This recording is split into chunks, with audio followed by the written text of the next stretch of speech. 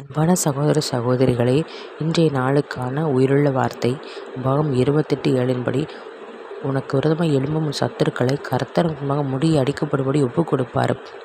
ஒரு வழியாக உனக்கு எதிராக புறப்பட்டு 7 வழியாக முன்பாக ஓடிப்போவார்கள்.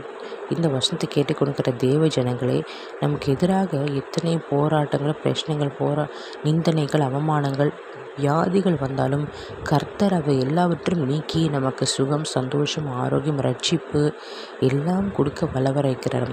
அவருக்கே மகிமையை செலுத்துவோம், அவருக்கே துதியை செலுத்துவோம், அவருக்கே ஆராதனை செலுத்துவோம்.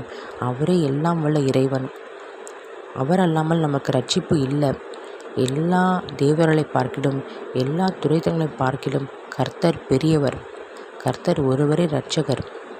உங்களுக்காக ஜெபிக்கிறேன். கர்த்தாவே, ஸ்தோத்திரம் கர்த்தாவே. ஏசப்பா, எங்களுக்கு வருகிற பிரச்சனைகள், போராட்டங்கள், நிந்தனைகள், அவமானங்கள் எல்லாத்தையும் நீக்கி போட்டு தகப்பனே ஏசப்பா ஸ்தோத்திரம். உங்களுடைய தெய்வீக சுகத்தையும், தெய்வீக ஆண்டவரே ஏசப்பா ஞானத்தையும், தெய்வீக ஐஸ்வர்யத்தையும் கொடுத்து நித்திய வாழ்வை சொந்தரிக்கும்படி எங்களை அழைத்திருக்கிற தகப்பனே. நாங்கள் ராஜாக்களும் ஆசிரியர்களும் நியமிக்கப்பட்டிருக்கிறோம் தகப்பனே. ஆண்டவரே, அந்த பரவக வாழ்வை சொந்தரிக்க கிருபை தாங்க ராஜா. உம்மோடு கூட 1000 வருஷம் தகப்பனே ஏசப்பா உம்மோடு கூட இருக்க கிருபை தாங்க ராஜா. பரலோகத்தில் ஆராதிக்கிற பாக்கியத்தை கொடுங்க ராஜா. சேருபீங்கள் ஆண்டவரை கேராபீங்கள் மத்தியில் விட்டிருக்கிற ஆண்டவர் பரிசுமான பிதாவே தகப்பனை உம்மை தரிசிக்க ஆண்டவரை கண்கள் போதாதப்பா. சோத்திரம் கர்த்தாவே. நாங்கள் எல்லாம் பாக்கியமாகவே நினைக்கிறோம் தகப்பனே ஏசப்பா சோத்திரம்.